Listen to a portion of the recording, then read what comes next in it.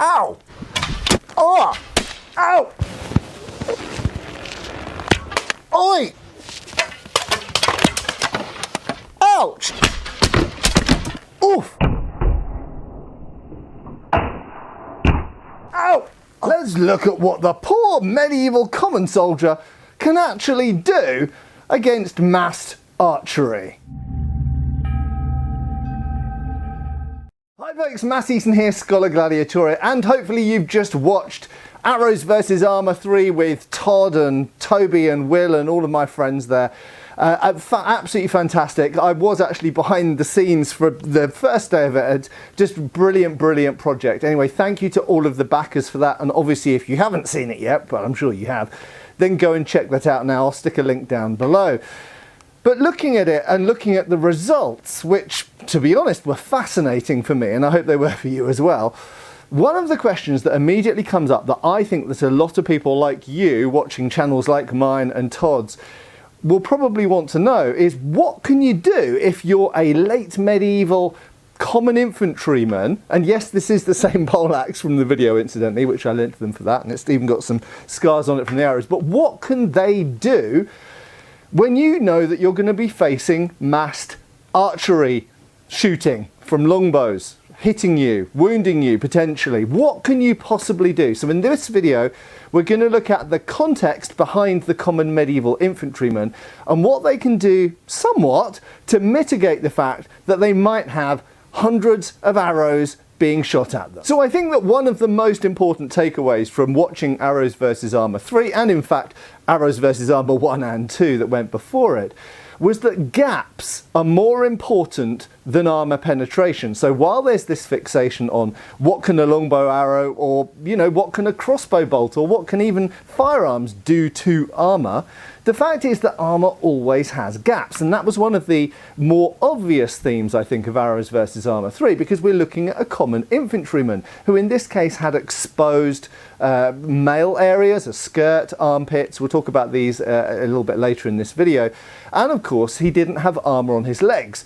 So clearly anywhere that the arrows were going to hit where there wasn't plate or brigandine was going to do immediate damage. It's pretty much guaranteed. It's very rare actually to see mail stop the arrows. I mean, sometimes we see particularly dense weave mail or avantels with denser padding underneath stop arrows. It does happen, but very often, as we see, when a arrow finds a mailed gap where there isn't plate, and it really highlights the usefulness of plate armour here, or indeed brigandines, when it finds mail or where it finds just clothing or flesh, clearly the arrow's going to wound. So the gaps are more important than the armour penetration. But that being said, I don't want to ignore the fact that we did get armour penetration. As I've been saying all along, there are a couple of 100 years of royal edicts saying that arrows must have steel heads on them, that they must be well steeled, and this is something that we've had back and forth after Arrows vs Armour 2,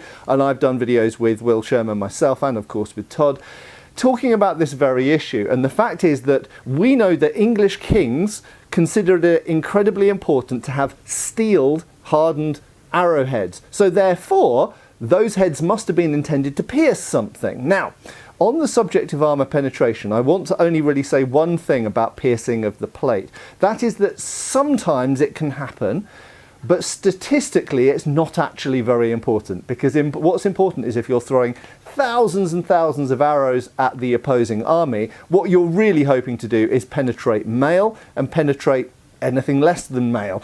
So fabric, padded things like gambesons and acetons and things like this.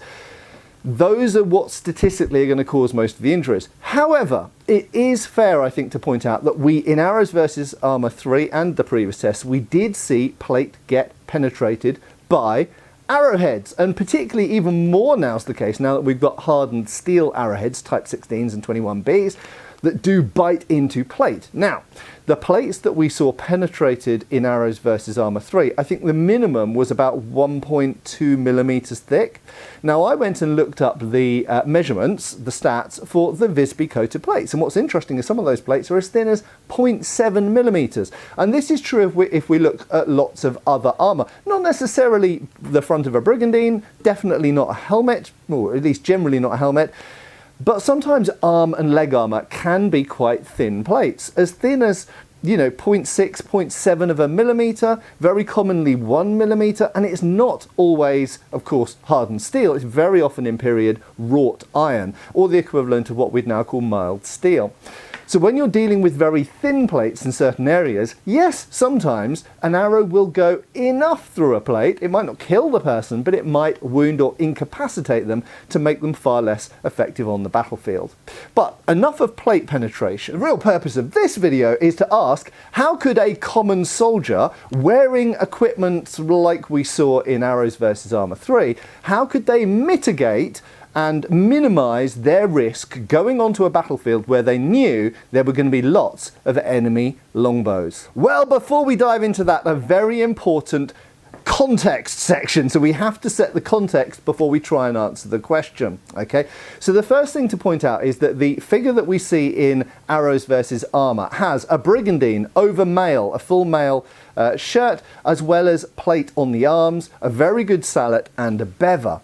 That's actually pretty good armour. That is a well-equipped professional level, in other words, a retinue, privately equipped soldier of the 15th century. In fact, if we look even in England, where the armour levels are fairly high actually compared to some places in Europe, but if we look across Europe as a whole, we very often see infantry wear significantly less armour than that. Okay, so for example, we know in Switzerland at this time it was very common for infantry carrying pikes or halberds to have nothing but a helmet. Okay, we suspect strongly that at the Battle of Towton, back in England, at the Battle of Towton, that probably there were massed militias levies who probably weren't wearing very much armour at all, if any armour in most cases.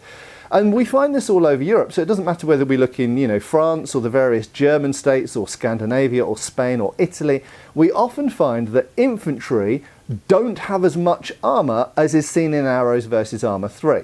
What does that tell us? That they would have been mincemeat against massed archery. But not everywhere had massed archery. We'll come back to that point in a minute. So it's important to note that most infantry at the time were not wearing as much armour necessarily as we see in Arrows versus Armour 3. That is a well-equipped common soldier. So in some parts of Europe, they didn't have as much armour as in other parts of Europe for numerous reasons. The weapons and the armour being used in an area are related. So if you have somewhere that has lots of longbows or recurve bows in the case of further east in Europe, or indeed if you have somewhere that has lots of crossbows or guns, that's going to change what you choose to equip your common soldiers with. Now, I don't want to make any sweeping statements about saying, therefore, because there were lots of longbows in the 100 Years' War and the Wars of the Roses, the English and the French armoured up more than in other places.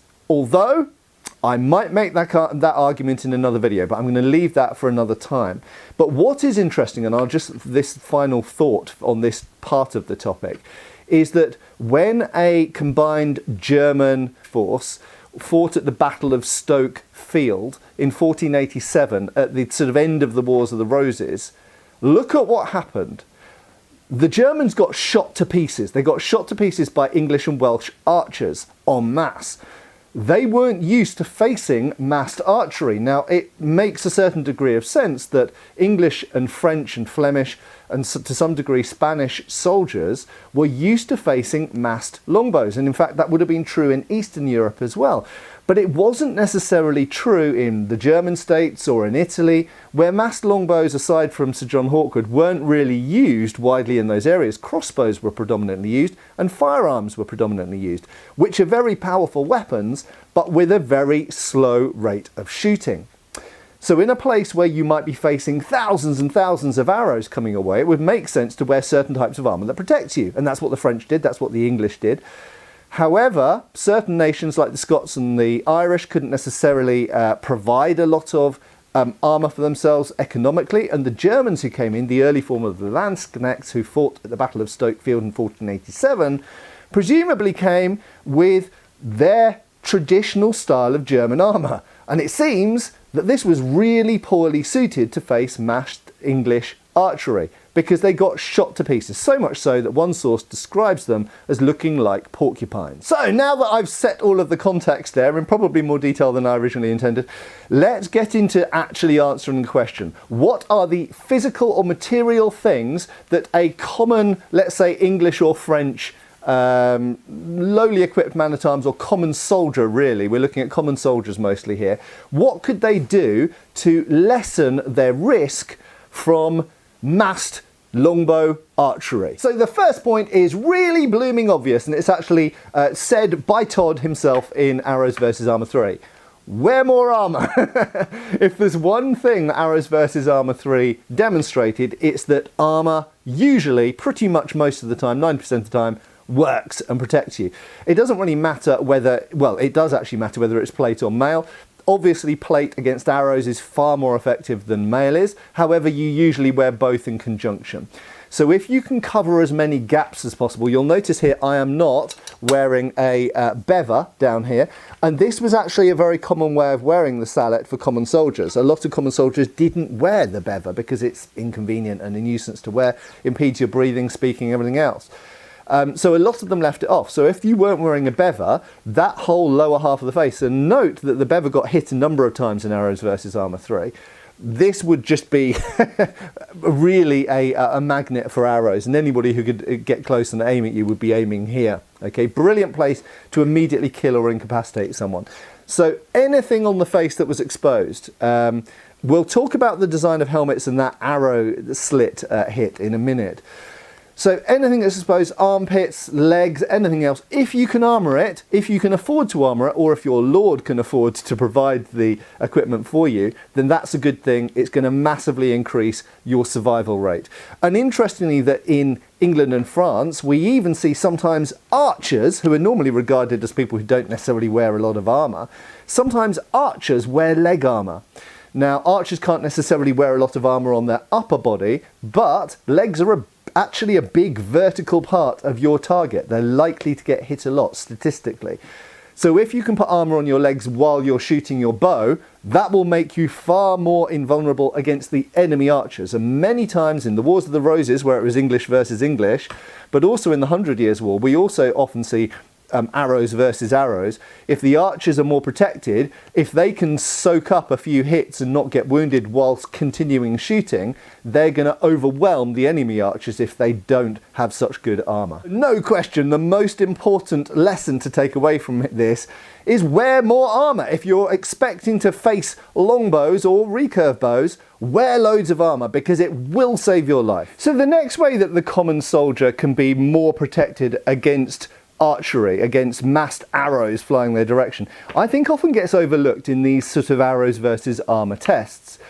Now you will notice in Arrows vs Armour 3, Todd had one figure that was primarily being shot at, and then some essentially cardboard or target figures behind, to remind people, very correctly so, to remind people that just because an arrow doesn't hit me doesn't mean it's gone. It's going to hit someone who's standing over there. So with massed archery, it's going to hit a mass of people. Now, the one thing that often gets overlooked is we've got numerous descriptive accounts of medieval soldiers being packed so closely. I believe it's an Italian source that says that if you threw a football onto them, the football would never touch the ground.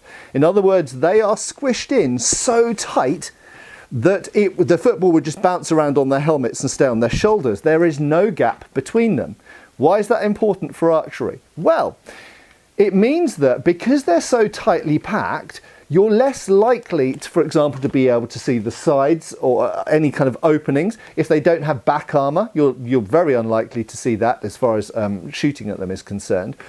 But also, if they don't have leg armour, only really the people in the front rank are going to have exposed legs, because everybody standing behind is behind the person in front, and therefore the arrows can't get to their legs, because what the arrows face is a whole load of people with helmets and their brigandines or plate armour or whatever else out in front, and those arrows will never find their way to the people behind. So by being tightly packed, not only does it inherently make you safer against archery, but it also makes certain parts of your body basically invisible to archery, particularly the legs. And of course, as a battlefield commander, there is a strategic choice to make here.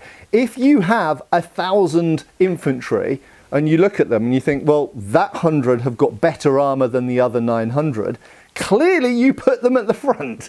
So what you do is you take all your guys who have the most complete armour, the biggest pauldrons, the best leg armour, they've remembered to wear their bevers or chosen to wear their bevers, the most heavily armoured people, like the knights or the men-at-arms, you put them at the front rank, and therefore all of the lesser equipped people who have got less armour, and some people who might have no armour, those people I spoke about earlier, they are behind. Therefore they are shielded from the arrows by the better armoured people standing in front. So the third way that I'm going to describe whereby people could protect themselves better against arrows is also really blooming obvious, and I'm sure a lot of you were thinking of it already. Use a blooming great shield. I mean, that's obviously what the Romans did, but also this was used in the medieval period. We know that at pretty much the same time as massed archery started to dominate battlefields in the 14th century, a type of shield called a pavise, which really you could say in many ways was based on the Roman scutum. The pavise came along, and the pavise was widely used for attacking castles during sieges where the enemies were shooting lots of arrows down. It was also used on the front ranks of infantry forces. In Italy, sometimes entire infantry forces had a pavise and a spear, probably an emulation of what they'd read about the Romans. In addition, crossbowmen used them for loading their crossbows behind, so they'd be protected while they were reloading. So pavises and any type of large shield is always an option. However, it wasn't widely done in England and France. We've really got very, very little evidence. There's a few isolated ones of pavises being used in the Wars of the Roses. And in the Wars of the Roses, we literally have two archery armies, two English armies fighting each other at any one time. So why didn't they make wider use of pavises? I think part of it's logistical. Pavises are actually quite laborious to make, very difficult to transport. They're not cheap items, they're very heavy, quite cumbersome. So in some ways, they might reduce the offensive capabilities of your force. This being said, there is one standalone source that I'm aware of which mentions potentially using pavises at Agincourt, because they knew, remember the Somme plan, the battle plan of Marshal Boucicaut at Agincourt was designed around neutralising the English archers. They knew the problem posed by the English archers, and so their entire battle plan was about taking out the English archers, which they had suffered from gravely, obviously, at Crécy and Poitiers and a bunch of other smaller battles. However, it seems that the pavises weren't actually used at Agincourt. Maybe things would have turned out differently if they were. So, shields are always an option. However, be aware that they weren't as widely used in the medieval period as you might think they were, for a bunch of complicated reasons. And also, to be honest, depending on what type of soldier you are, if you're holding, for example, a long pike, or you're armed with something like a halberd or a poleaxe, you can't really use these things conveniently when also having a pavise. There are some isolated images of people carrying a halberd and a pavise, so they did probably do it sometimes, but by and large, if your main weapon is two-handed, it's not very conducive to also carrying a big heavy shield. But that being said, would the pavise work against massed archery? Yes, and I think it's really a shame that we don't have any examples from history, at least medieval history, of English longbowmen coming up against a pavise-equipped force, because I think it really would have changed the nature of the battle. Okay, so the last few points about what you can do if you are an infantryman, like I am portraying right at this second, and your job is to take out those archers, and those archers are going to shoot as many arrows as quickly as they can at you. So, the first one, a good bit of life advice, is Cover your gaps. Okay, now this might sound obvious, but we actually have historical sources mentioning this. So say for example you have a helmet here. Let's use this example. I have an eye slit here and I have an open mouth. I don't have a bever on. Okay, so there are a number of things that you can do to make your face and your eyes safer from incoming arrows, and one of those simple things is this. Okay, and we absolutely know from written sources that tilting, turning or dipping the head was done, and it shouldn't be any surprise because of course these sorts of things are just natural. If someone throws something at your face, your natural reaction is to do this usually, isn't it? To bring the hard part of your head to protect your eyes and nose and mouth and windpipe and these sorts of things. So absolutely, don't necessarily think that you have to walk straight towards incoming arrows like this. And we saw in Arrows versus Armour 3 that arrow came in here, okay, straight through the eye slot and probably through the edge of the person's cranium. If that helmet had been tilted like this, there's a good chance that arrow never would have got through because it would have skimmed off here, lost some energy hitting this, and then would have hit that lip there and not gone straight through the gap. So if arrows are being shot straight at your face, even if you have a bever, put the head down and let the strongest, most deflective part of your helmet take it, okay? If you don't have a bever, you've got to cover that. Now, this brings in another interesting aspect. Many people didn't wear bevers and many people had open-faced helmets. If that's the case, you can put stuff in front of your face. If you have arm armour, you can do this. You can put your arm in front of your face like that. If you don't have armour on your arms and the arrow would potentially go straight through your arm and hit you in the face anyway, there are other things you can stick in front of your face. Hello! Now, I'm not suggesting that these holes in poleaxes are for looking through, but you could do that. And we again have historical precedent for this. There's actually a technique in one of Talhoffer's treatises where he's on a horse, someone's behind him shooting a crossbow, and he actually puts the sort of lance behind. You can hide behind things, okay? So anything that you can put in front of your face, it could be any bit of equipment, a halberd head, even if it's your gauntlets. So this is another good one. This is what I always say to people: if you're fighting in full armour and you've got gauntlets on, well, hey presto, you can just do this. And these gauntlets are really pretty resistive against, these are hardened steel as well, so these are very resistive against arrows. You can just stick your hands in front of your face as you go in. Also think about other bits of your body, you know, think of the footballers in front of the goal, but think about armpits. If you've got exposed armpits, then keep your elbows down and tucked in. If you've got open exposed bits on the inside of your arm armour, then make sure you turn your arms to the outside, or maybe tuck everything in like this, a bit like a boxer. In fact, there's a lot of parallels to be made with boxing there and hiding behind the boxing gloves. So basically cover and close as much as you can as you close on the archers. So the final two bits of advice for your common foot soldier against archers. This one is really obvious if you think about it, but I think it might escape a lot of people. Move quickly! Okay, so archers have pretty much a fixed rate of shooting. There is only a certain speed that most longbowmen will be able to shoot an arrow, nock a new arrow, draw an arrow, release an arrow, do the same over and over and over again. Yes, a good archer can have a faster rate of shooting than a poor archer, and this is potentially mentioned in historical sources, but they can't accelerate themselves beyond what their maximum capacity is. Your rate of movement, however, is dictated by how fast you can run forwards. And the more time you take to get to the archers, the more arrows are going to hit you. And every single one of those arrows might find a gap. So this has to be married with the idea that you are in a large group of people. And clearly you don't want to just trip over and fall over each other, because then you'll be a horrendously exposed target. So yes, you want to bunch in all together, or do you? We'll come into that in the final point. But let's say you're in one big mass and you want to shuffle forwards and gain ground on the archers as quickly as possible. What did archers do to counter this? Well, they put their good old friendly wooden stakes. It's the wooden stake again. I hoped I would get another chance to feature this in the video, and I did. It looks like a giant pencil, actually, doesn't it? But wooden stakes, people often think, oh, it's to stop a cavalry charge. It is, but don't fixate on the idea of men sitting on horses. Fixate on the fact that it's an enemy who's moving fast. Okay, the danger to the archers is something disrupting their ability to keep shooting arrows at the enemy.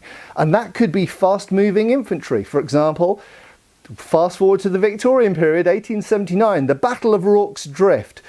The British fighting at Rorke's Drift were fighting a highly numerous and very quickly moving enemy, the Zulus, okay? And the Zulus' tactic was to close on the people shooting at them as quickly as possible. Exactly the same tactic used by the Mahdi's forces in the Sudan in the 1880s and 1890s. The problem with shooting weapons is they have a rate of fire or a rate of shooting. And so what you have to do is you have to close with them. It's like the 21-foot rule. If you've got a knife and they've got a gun, you've got to close on them as quickly as possible. So the missile troops at Rorke's Drift, they built essentially ramparts. At the Battle of Agincourt, they used wooden stakes. At the Battle of Nicopolis, the Turks, the Ottomans used stakes as well. It's all about holding back those forces so that you can keep shooting your arrows at them. So, reverse that. What does the infantryman want to do? Close on the archers as quickly as possible. So the final thing that I would suggest it's worth the infantryman thinking about doing, or rather the infantry force thinking about doing, against massed archery. And this isn't necessarily a good idea, but it's something to think about, and I think a final point to launch some discussion down in the comments on. And that is, split up! Now, I told you if you group together, you're better armoured, and this is true, okay? The closer you pack in, and this is it seems to be from the written sources, this is what most medieval soldiers did, is they packed themselves in as closely as possible and put their heads down and moved as quickly as they could without falling over each other on those archers in order to reduce the number of arrows hitting them and the amount of time that they were being hit by arrows. But potentially, if the landscape allows it, then splitting up and flanking around the archers has a very important effect. And what is it? If there is more gaps between each soldier, more of the arrows are likely to find gaps and be redundant, to be wasted. Okay? When you're packed in, you pretty much know that every arrow is going to hit your force. It might have less effect because you're packed in close and you don't have very many vulnerable openings. But if you split up, then those arrows very likely won't hit a lot of you and they'll go between the gaps. And you essentially divide the fire. You split up the shooting, the archery coming from those longbowmen, and means that they're now shooting at lots of people all around here, and the arrows aren't concentrated on one killing zone and one sort of bottleneck. Okay, so it's another way of doing things, and it's very clear that this is exactly what Marshal Boucicaut had in mind at the Battle of Agincourt, because his original plan was to flank around in two wings of cavalry and hit the archers from either side. What did the archers do to counter this? Well, we know they had wooden stakes, as mentioned before, in front, but they also had ground, and this was a very common English tactic, woods either side of them and other ground, which meant that the cavalry weren't able to do this and they had to come up the middle. So sometimes dividing your forces, even if it's just splitting them in two or it's splitting them into a number of forces to attack the archers in a pincer movement, is a good way of dividing up the intensity of the archery of the arrows, and meaning that more of the arrows just go into the ground and don't hit anything at all. What do you think? Do you think it's better to group together and advance quickly and smash into the middle of the archers? Do you think it's better to flank around, and why? Be interested to see down in the comments what your views are. It's very clear that both are supported in the historical evidence. Both were done historically for slightly different reasons. And I think whether you have armour on, I think if you have armour on, it might be better to stay in one group in the middle. I think if you're more vulnerable, like horses are, a lot of horse flesh to hit with arrows, it's probably better to spread out to reduce the chances of being hit at all. I think this is probably where the division lies. Anyway, thanks a lot for watching, and of course, if you haven't watched it already, make sure to check out Arrows vs Armour 3. I am intensely happy that it's finally been released. It has given me loads of new ideas. It's reinvigorated some of my thoughts about archery and armour and lots of other things. And indeed, it's reminded me of why English and French liked to put on the armour that they did, because they were the people facing massed longbow arrows, and I would not want to be the person like that mannequin standing in front of those arrows. Doesn't matter how good your armour is, and remember, people fixate on the armour penetration, but it doesn't matter how good your armour is. You know there are some gaps, and it only takes one of those arrows to find a gap and you are screwed. So I think it would be terrifying, as well as just unpleasant being hit. I think it would be terrifying having arrows of that nature biting into your armour, potentially finding gaps, glancing off and hitting friends of yours in the face over there. Absolutely terrifying. Anyway, thanks a lot for watching, and thanks to Todd and his entire team for putting that together. I have been Matt Easton, and I will continue to be, and I really trust that I'll see you back on the channel for my next video. Cheers, folks. Thanks for watching. We've got extra videos on Patreon. Please give our Facebook a like and subscribe if you haven't already. Cheers, folks.